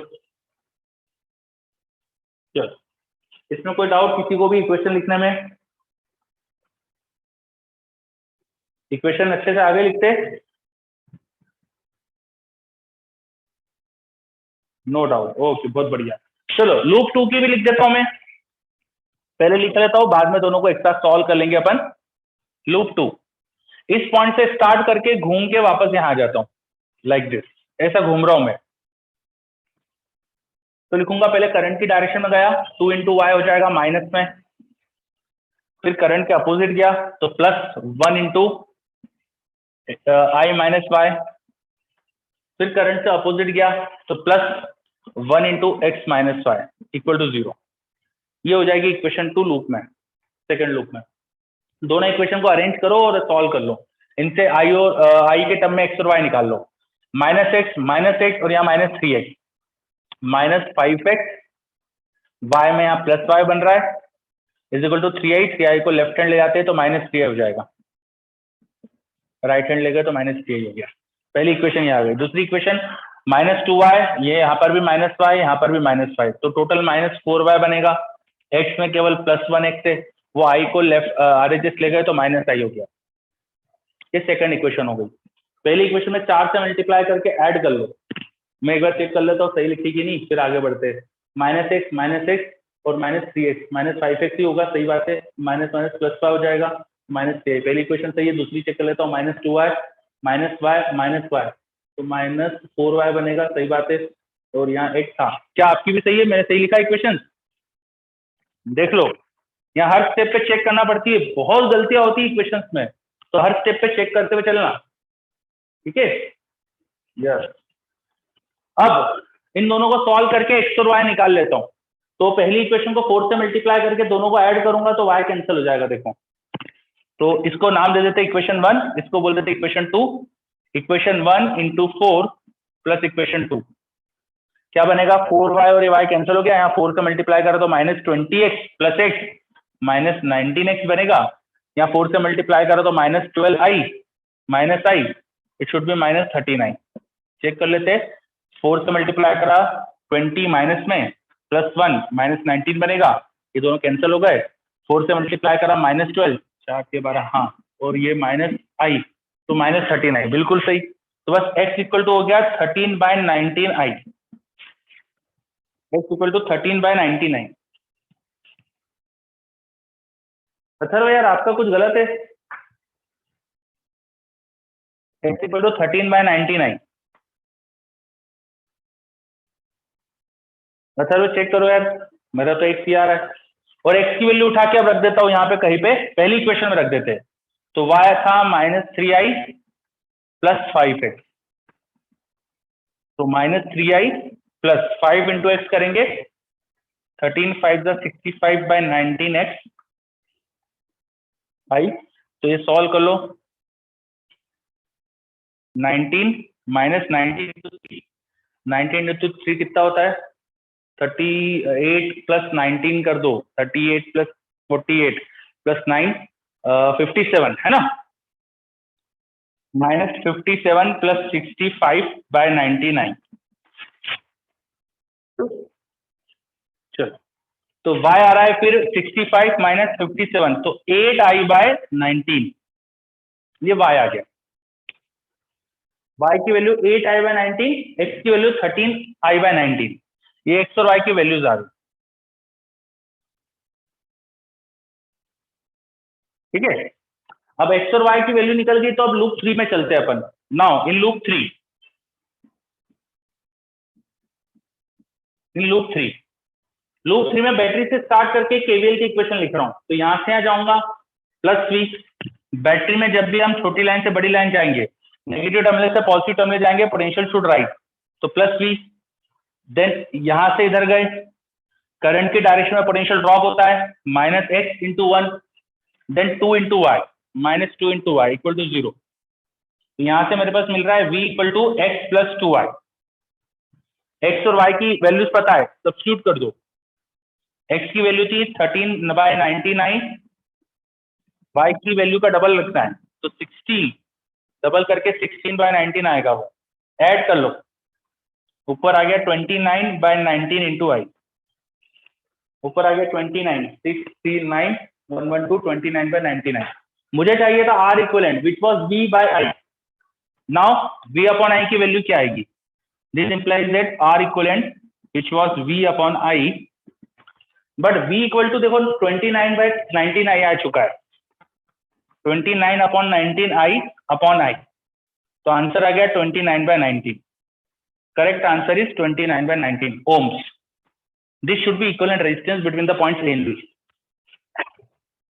क्या आपको आया समझ में?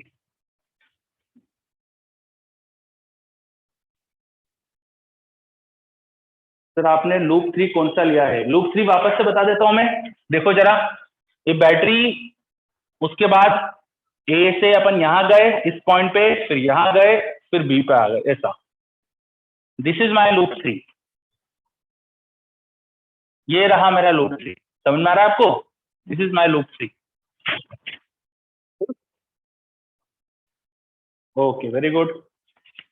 चलो, तो इस तरह से अनबैलेंस्ड व्हीटस्टोन ब्रिज को सॉल्व किया जाता है। थोड़ा सा ये सॉल्व करने में मैंने आपको समझाया ना, इसलिए टाइम ज्यादा लग रहा है, तो ऐसा मत सोचना कि इसमें बहुत टाइम लगता है, फटाफट इक्वेशन सॉल्व होती ही है, थोड़ी सी प्रैक्टिस कर लो अगर, ठीक है। चलो देख लो अच्छे से, कहीं कोई डाउट हो कुछ हो पूछ लो मेरे से। क्या करा हमने?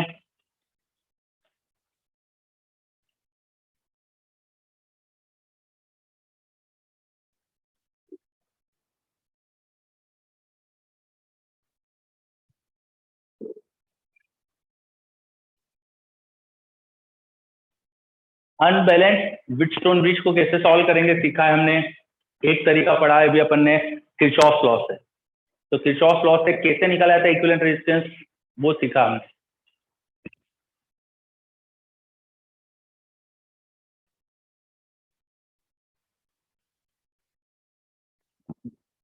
चलो आ गया क्या सबको?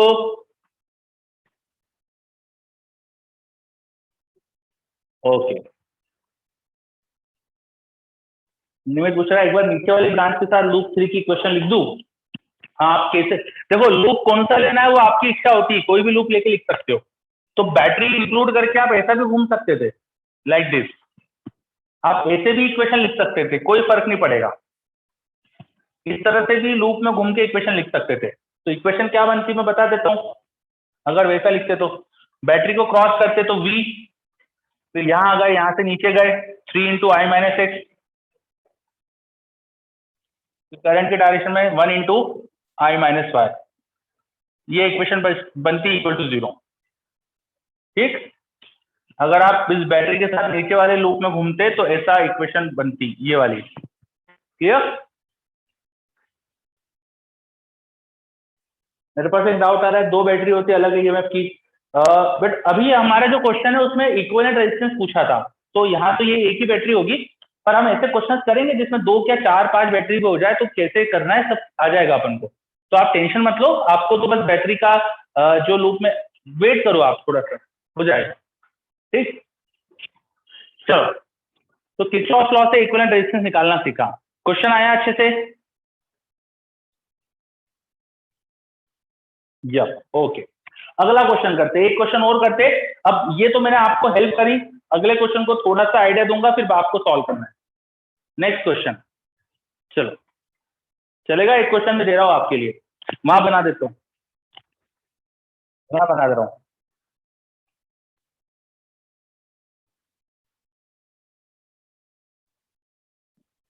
ये रहा पॉइंट ए, ये बी।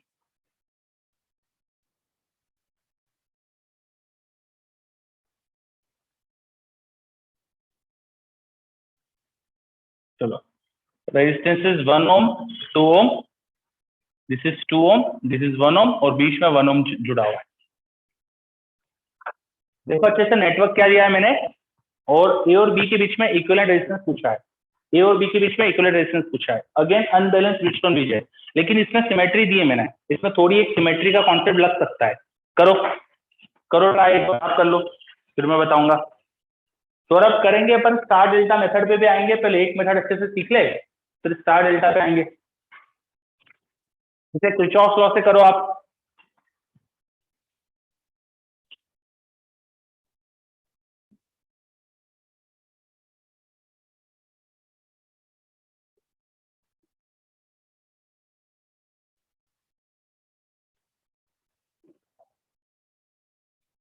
चलो, ये क्वेश्चन दिया है मैंने आपको, ए और बी के बीच में इक्विवेलेंट रेजिस्टेंस पूछा है, और यहाँ पे सिमेट्री का कॉन्सेप्ट भी लग सकता है, ये मैंने आपको हिंट दे दी है।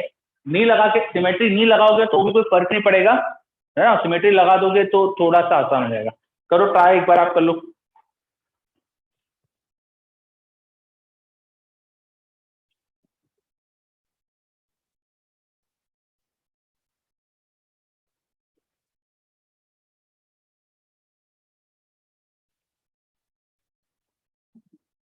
चलो, पुराना क्वेश्चन हटा दे रहा हूं मैं।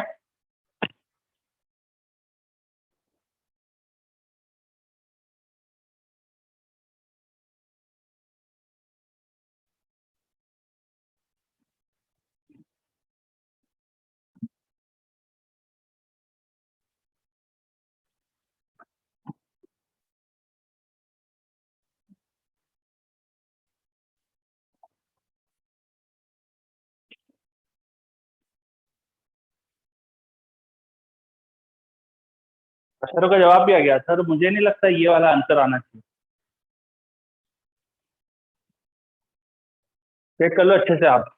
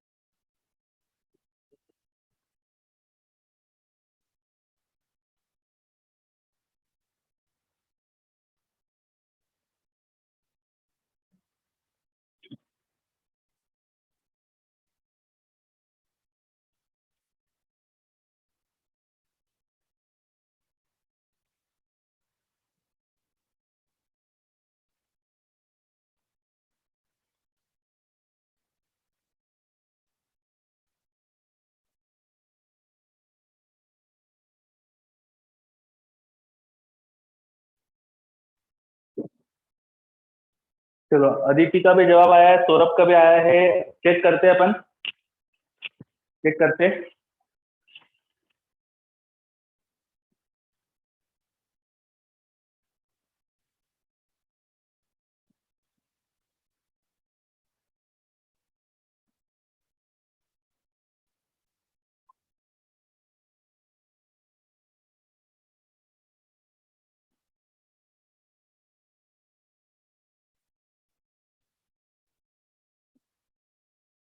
देखिएगा जरा ध्यान से, 1 ओम में मैंने माना कि एक करंट गया, तो बचा हुआ करंट यहाँ पे जाएगा I माइनस एक, बचा हुआ करंट यहाँ जाएगा I माइनस एक। अब एक बार सब बच्चे प्लीज बोर्ड पे ध्यान दीजिए, यहां से करंट I एंटर कर रहा है, उसको दो रेजिस्टेंस दिख रहे हैं 1 और 2, उसको दो रेजिस्टेंस दिख रहे हैं 1 और 2। यहां से करंट I बाहर जा रहा है, उसको भी दो रेजिस्टेंस दिख रहे हैं 1 और 2, उसको भी दो रेजिस्टेंस दिख रहे हैं 1 और 2।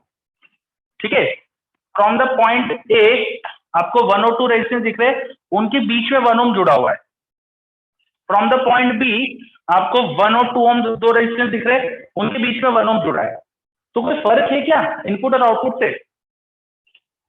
कोई आपको डिफरेंस दिख रहा है इनपुट और आउटपुट में? कोई भी नहीं है। तो सिमेट्री है ना, अगर 1 ओम में यहाँ पे एक्स गया, तो यहाँ से भी 1 ओम से एक्स ही आना चाहिए। अगर यहाँ 2 ओम में I माइनस एक्स गया, तो यहाँ से भी 2 ओम से I माइनस एक्स ही आना चाहिए। मैं सिमेट्री के लॉजिक से बोल सकता हूँ, I करंट x और I माइनस एक्स में बटा 1 और 2, यहाँ पर भी 1 और 2, बीच में 1, इधर से देख रहे भी 1, तो एक्चुअली डायगोनली सर्किट में सिमेट्री है। तो ये x और I माइनस एक्स बिल्कुल यहाँ पर भी सेम करंट होना चाहिए।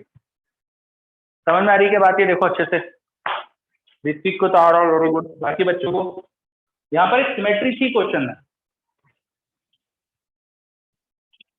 ये सिमेट्री के लॉजिक से मैंने करंट को डिस्ट्रीब्यूट करा।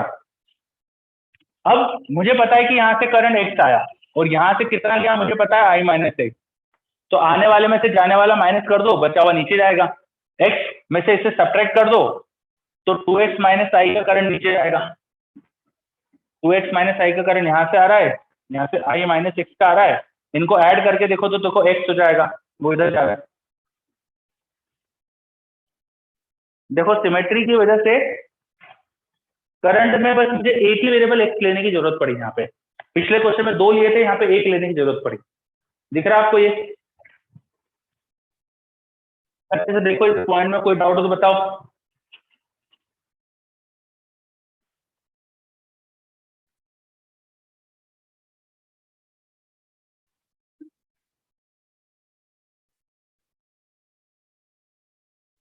चलो कोई डाउट नहीं आ रहा मेरे पास, इसका मतलब ये पॉइंट आ गया आपको अच्छे से समझ में, ऐसा मान लूं मैं अच्छे से आ गया ये। Yes, okay. चलो तो अब अपन इक्वेशंस लिख लेते हैं जल्दी से। तो दो वेरिएबल दो इक्वेशन ही चाहिए मुझको, तो एक तो ये वाला लूप ले लेता हूँ और एक ये बड़ा वाला लूप ले लेता हूँ। दो लूप दो वेरिएबल, काम हो जाएगा अपना। छोटे लूप में इक्वेशन लिख रहा हूँ मैं, 1 ओम में गया, करंट की डायरेक्शन में जा रहा हूँ तो माइनस एक्स, यहाँ गया 1 इंटू 2i माइनस एक्स, ठीक है, सॉरी 2x माइनस आई होना चाहिए, 2x माइनस आई, 2x माइनस आई इंटू 1, करंट के डायरेक्शन में गया तो माइनस में आएगा, करंट के उल्टा गया तो प्लस में 2 into I minus X equal to 0। Solve करते हैं इस इक्वेशन को, माइनस एक्स माइनस 2x और यहाँ माइनस 2x, तो minus 5x minus minus plus I plus 2i, तो प्लस 3i इक्वल टू 0। तो x की वैल्यू आ गई मेरे पास 3i/5। चेक कर लेता हूँ, minus x minus 2x minus 2x minus 5x plus I plus 2i 3i, तो x की वैल्यू 3i/5, ये x की वैल्यू आ गई। बड़े लूप में इक्वेशन लिखते हैं बैटरी को इंक्लूड करके, v यहाँ गए 1 इंटू एक्स, यहाँ गए माइनस में करंट के डायरेक्शन में जा रहा हूँ इसलिए i minus X equal to 0। मैं थोड़ा फास्ट सॉल्व कर रहा हूँ तो आपकी भी स्पीड इतनी होनी चाहिए। अगर आपको जेई के अंदर सारे क्वेश्चन टाइम लिमिट में अटेम्प्ट करना है तो क्वेश्चन पढ़ने में टाइम देना है, सॉल्व करने में टाइम नहीं लगना चाहिए, ठीक है? इसलिए आपकी स्पीड भी इतनी करना चाहिए, आपको इस लेवल पे आना चाहिए। चलो तो इसे सॉल्व करते हैं। ये सारे टर्म उधर ले जाता हूँ, x 2 into I minus x उधर चला गया, तो x plus 2i minus 2x, तो 2i माइनस एक्स, एक्स की वैल्यू 3i/5 डाल देते अपन, 2i minus 3i by 5, 5 2 10 minus 3, 7i by 5. v की वैल्यू आ गई तो R equivalent was v upon i, v की वैल्यू डाल दो तो आंसर आ गया 7/5 ohms. This should be the correct answer. किसका किसका मैच करा? मेरा सही है क्या? मैंने गलत तो नहीं करा कहीं? Yes, okay, very good. चलो, तो क्या ये क्वेश्चन सबको आ गया अच्छे से?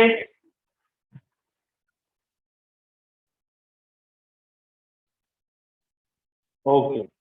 और एक चीज और समझिए बच्चों कि आपको जेईई एडवांस के लिए प्रिपेयर करना है खुद को. जेईई एडवांस कोई आसान एग्जाम नहीं होती है. 18 क्वेश्चन करीब आते हैं, उसमें 1 घंटे में अपन को फिजिक्स के 18, फिजिक्स के केमिस्ट्री का 18 और मैथ्स का 18. अगर ऐसा देखा जाए तो केमिस्ट्री के क्वेश्चन में टाइम थोड़ा कम लगता है और फिजिक्स में 1 घंटा और मैथ्स में ज्यादा लगता है. एक जनरल जो पेपर होता है ना आईआईटी का, वो ऐसे ही आता है कि जो भी केमिस्ट्री में टाइम बचता है वो पूरा पूरा आपको मैथ्स में देना पड़ जाता है. ठीक है, क्योंकि मैथ्स लेंदी ही होता है और केमिस्ट्री थोड़ा टाइम बचा सकते हैं. फिजिक्स को 1 घंटे के अंदर अंदर करने के लिए इतनी स्पीड तो चाहिए आपको. और ये जो क्वेश्चन कर रहे हैं ये कुछ भी नहीं है, इसका लेवल कुछ भी नहीं है जो आईआईटी एडवांस का आता है. तो आईआईटी एडवांस में कुछ क्वेश्चन आसान होते हैं जो जल्दी होते हैं और कुछ क्वेश्चन लेंदी भी होते हैं. रिसेंट ईयर तो यही देखा गया कि पेपर लेंदी ही आ रहा है. तो प्रैक्टिस बहुत होना चाहिए आपकी, बहुत अच्छी स्पीड होना चाहिए आपको. ठीक है, तो try to cope up with speed. Speed बढ़ाओ अपनी, खूब प्रैक्टिस करो, तेजी से क्वेश्चन करो. ठीक है, चलो आगे बढ़ते हैं. अब अपन को स्टार डेल्टा कन्वर्जन भी सीखना था. तो नेक्स्ट हेडिंग लिख सकते हो star delta conversion. Next heading लिख सकते हो star delta conversion. Star delta conversion.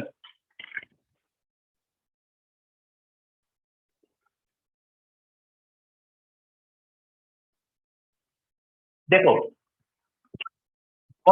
Meaning of star and delta पहले तो ये समझते हैं. स्टार और डेल्टा का मतलब क्या होता है? मान लो किसी बड़े से सर्किट में 3 पॉइंट के बीच में 3 रेजिस्टेंस जुड़े हुए हैं लाइक दिस. किसी बड़े से सर्किट में 3 पॉइंट है, उनके बीच में 3 रेजिस्टेंस इस तरह से जुड़े हुए हैं. जैसे एग्जांपल के लिए ये जो डायग्राम था, इसमें ये पॉइंट और ये पॉइंट के बीच में 3 रेजिस्टेंस जुड़े हुए हैं. ये 3 रेजिस्टेंस जुड़े हुए हैं. ऐसे कनेक्शन को अपन बोलते हैं डेल्टा. इस तरह के कनेक्शन को कहा जाता है डेल्टा. ऐसे कनेक्शन को कहा जाता है डेल्टा. ठीक है, अब ऐसे ही किसी 3 पॉइंट के बीच में अगर रेजिस्टेंस इस तरह से दिख रहे हो मुझे, रेजिस्टेंस इस तरह से दिख रहे हो मुझे, ऐसे 3 पॉइंट के बीच में रेजिस्टेंस का नेटवर्क ऐसा दिख रहा हो. फॉर एग्जांपल ये पॉइंट, ये पॉइंट, ये पॉइंट और ये पॉइंट को देखो. इन 3 पॉइंट के बीच में देखो ये 1 2 और ये 3, ये 3 रेजिस्टेंस मिलके कनेक्शन दिख रहा है मुझे. ठीक है, तो इसे बोला जाता है स्टार. इस तरह के कनेक्शन को बोलते हैं स्टार. हम डेल्टा कनेक्शन को स्टार में कन्वर्ट कर सकते हैं और स्टार को डेल्टा में कन्वर्ट कर सकते हैं. उनको आपस में कन्वर्ट किया जा सकता है. क्या बात समझ में आई? What is star and what is delta, समझ में आ रहा है? 3 रजिस्टर 3 पॉइंट के बीच में ट्राइंगल जैसे जुड़े हो तो इसे बोलते हैं डेल्टा. ये तो आसान होता है. और इन्हीं 3 पॉइंट के बीच में 3 रजिस्टर ऐसा जुड़े हो लाइक दिस तो इसे बोलते हैं star. We can convert delta to star and star to delta. ठीक है, मान लो रेजिस्टेंसेस की कुछ वैल्यूज है. मान लो पॉइंट्स का नाम ले लेते हैं अपन, ये 1 ले लेते हैं, ये 2 ले लेते हैं, ये 3 ले लेते हैं. ये पॉइंट्स का नाम ले लिया मैंने. 1 के साथ इसको बोल दिया R1, ये 2 के साथ इसको मैंने बोल दिया R2 और 3 के साथ इसको मैंने बोल दिया R3. ये पॉइंट नंबर 1, ये पॉइंट नंबर 2, ये पॉइंट नंबर 3. 1 के साथ ये जो नीचे रजिस्टर है इसको मैंने बोल दिया स्मॉल R1, ये 2 के साथ इधर रजिस्टर को स्मॉल R2, ये 3 के साथ इस रजिस्टर को स्मॉल R3. अगर मुझे कैपिटल R1 R2 R3 की वैल्यू पता है तो मैं स्मॉल R1 R2 R3 की वैल्यू निकाल सकता हूं, और ये पता है तो ये निकाल सकता हूं.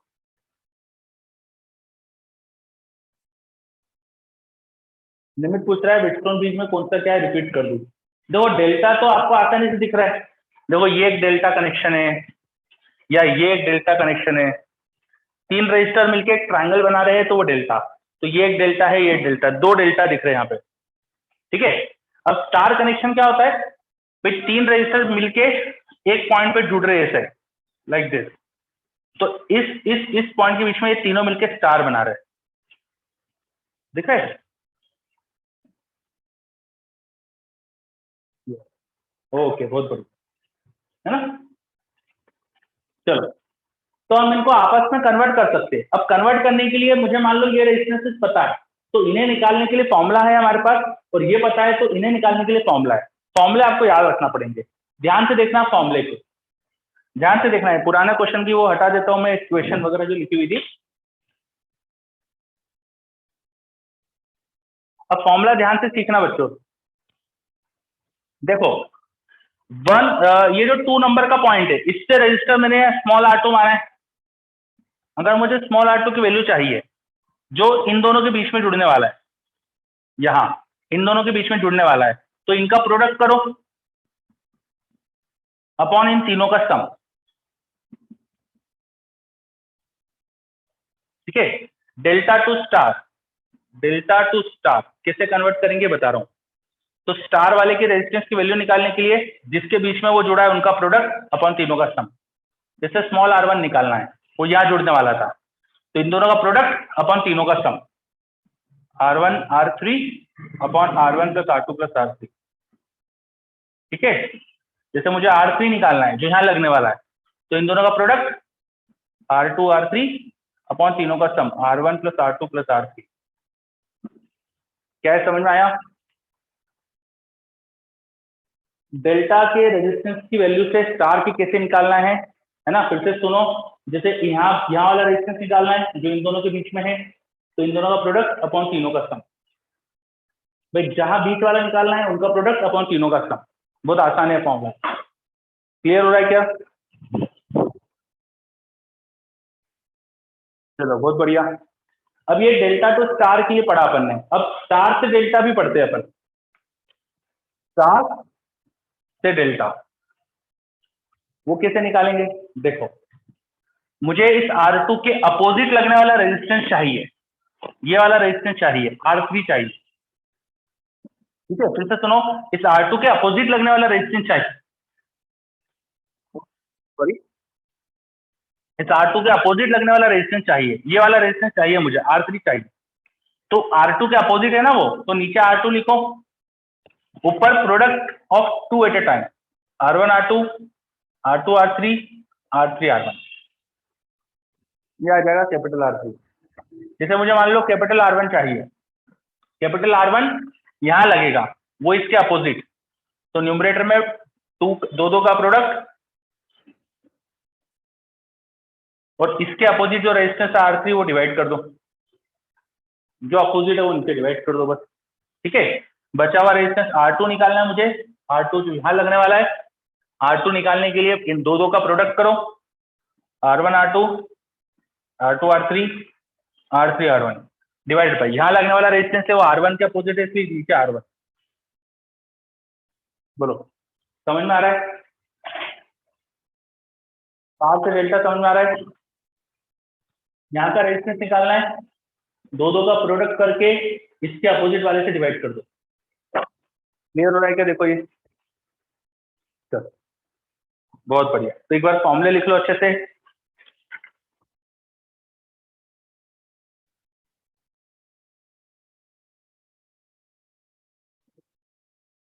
अब मैं विटस्टोन ब्रिज जो अनबैलेंस वाला था ना, उसे स्टार डेल्टा से करता हूँ।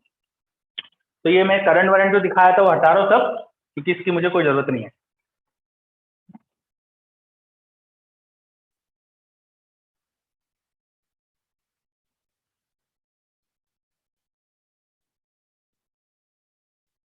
बैटरी की भी कोई जरूरत नहीं है मुझे, वो भी हटा दे।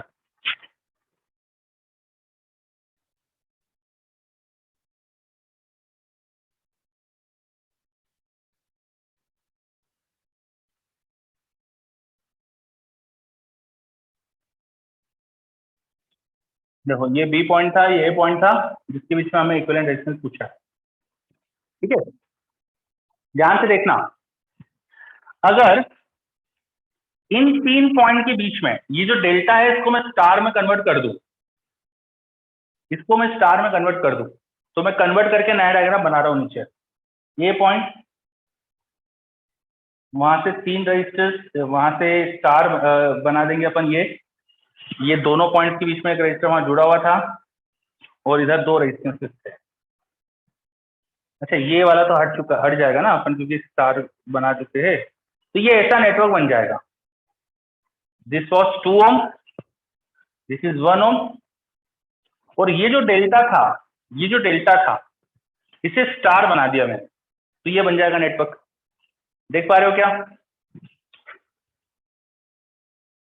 देख पा रहे हो क्या? यहाँ जो एक डेल्टा था, इस डेल्टा को मैंने स्टार बना दिया, इस डेल्टा को स्टार बना दिया, तो नेटवर्क ऐसा बन जाएगा। इसको सॉल्व करना आसान है। अगर मुझे इन रेजिस्टेंसेस की वैल्यू मिल जाएगी, कैसे निकालेंगे रेजिस्टेंस की वैल्यू? फटाफट में लिखते चलता हूँ। पहले तो स्टार बना के ये दिखेगा, ये समझ में आया कि नहीं? जल्दी से बताओ।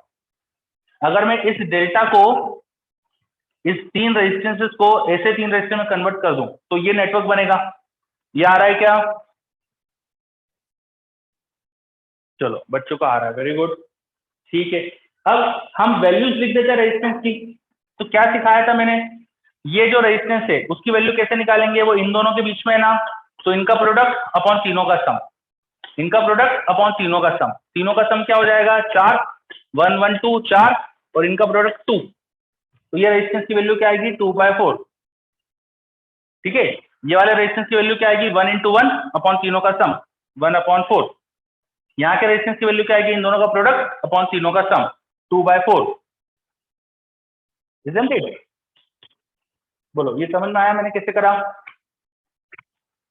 बहुत आसान कैलकुलेशन बन रही है, देखिए, डिफिकल्ट नहीं है ज्यादा वो, है ना। बस अब इसको सॉल्व कर लेते हैं। ये देखो, 2 और 1/4 सीरीज में, तो 2 + 1/4 कितना हो जाएगा? 2 + 1/4 विल बी 9/4। ये ऊपर आ गया 9/4, है ना। 9/4 ही होगा ना, चेक कर लूं मैं। हाँ, 9/4 आएगा। और नीचे ये देखो, ये 1/2 + 1 3/2, तो ऊपर आ रहा है 9/4, नीचे आ रहा है 3/2, और इनका पैरेलल कॉम्बिनेशन है। तो पैरेलल में 9/4 × 3/2 अपॉन 9/4 + 3/2। न्यूमरेटर में तो क्या हो गया हमारे पास? ऐसे लिख देता हूं मैं, 9 × 3 अपॉन 4 2 8 डिवाइडेड बाय, यहाँ से 2 से मल्टीप्लाई डिवाइड करा तो 4 डिनोमिनेटर में कॉमन हो जाएगा। 9 + 6, 9 + 6 विल बी 15/4, ऊपर चला गया। ये 4 से ये 2 कैंसिल हो गया। ये 3 5 15, इसको 3 से कैंसिल कर दो, तो न्यूमरेटर में 9 बच रहा है। ठीक है। और ये एक बाय 2 और ये 5 मल्टीप्लाई हो जाएगा, नीचे हो गया 10। तो ये 9/10 आ गया सॉल्व करके। चेक कर लो, कोई गलती तो नहीं हो गई? 4 2 8 लिखा था यहाँ पे मैंने, ये नीचे सम करेंगे तो 4 ऊपर चला गया, 4 2 8 डिनोमिनेटर में 2 रहेगा, 5 4 2 10 हो गया, ऊपर नीचे। सही बात है, ये 9/10 आ रहा है। तो ये सॉल्व करके 9/10, और उसके साथ ये देखो ये हाफ है, 1/2 मतलब हाफ। तो अब इक्विवेलेंट क्या आ जाएगा AB के बीच में? मतलब RAB should be 9/10 plus half. ऊपर नीचे 5 से मल्टीप्लाई, 5 से डिवाइड कर दो, 5 4 9, 14/10 मतलब 7/5। आ रहा आंसर?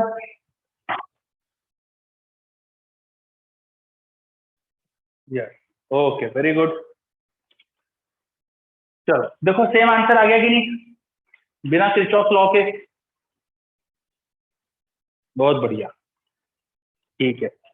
तो थोड़ा देखो, कभी कभी किरचॉफ लॉ नहीं लगा के एग्जाम में जल्दी करने के लिए स्टार डेल्टा यूज कर सकते हो। स्टार डेल्टा आना चाहिए, इसकी प्रैक्टिस भी होना चाहिए आपको। और करना कैसे है देखो, बहुत आसान रहता है। कोई डेल्टा ढूंढो, उसको स्टार में कन्वर्ट कर लो, या स्टार ढूंढो डेल्टा में कन्वर्ट कर लो। दोनों तरीके कर सकते हो आप, जो आपको लगे जल्दी दिमाग में जो आ जाए वो कर लो, दोनों से ही हो जाता है कुछ। ठीक है। चलो, क्या स्टार डेल्टा अच्छे से सभी बच्चों को क्लियर है?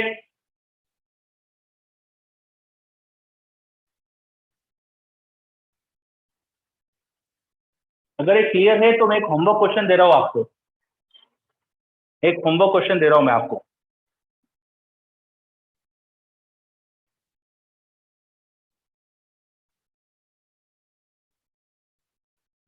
देखो ये रहा, ये एक अच्छी किताब का क्वेश्चन है, शायद इरोडो का है या किसी का है, और आपकी 1 2 3 4 बुक में भी क्वेश्चन है, बहुत फेमस क्वेश्चन है ये।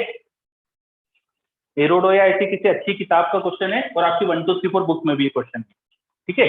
तो इसमें ये रहा पॉइंट ए और ये रहा पॉइंट बी, जिसके बीच में आपको इक्विवेलेंट रेजिस्टेंस पूछा है, और हर ब्रांच में आर रेजिस्टेंस है, हर ब्रांच में यहाँ पे आर रेजिस्टेंस है। तो आप, मैं ऐसा बार बार नहीं बनाऊंगा, आप लिख लो साथ में कि हर ब्रांच में आर रेजिस्टेंस है। इसको ट्राई करना, दोनों तरीके से कोशिश करना, थोड़ा बड़ा है क्वेश्चन वो, किरचॉफ लॉ से भी ट्राई करना और स्टार डेल्टा से भी करना। 3 बार स्टार डेल्टा लगाना पड़ेगा आपको, 3 बार, ठीक है, 3 या कम से कम 2 बार लगाना पड़ेगा, एक बार से नहीं होगा वो।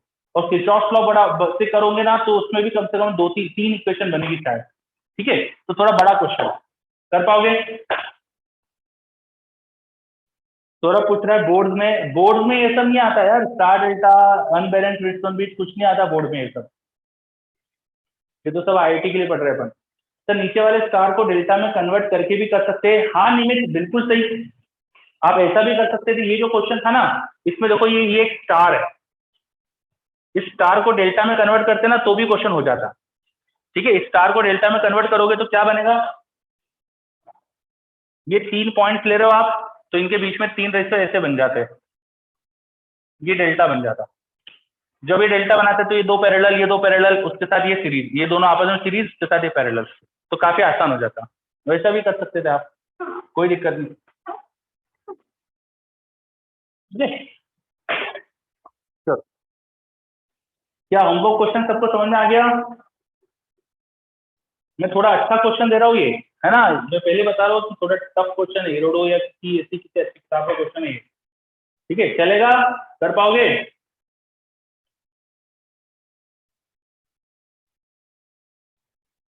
ओके, वेरी गुड, बहुत बढ़िया, ठीक है, चलो।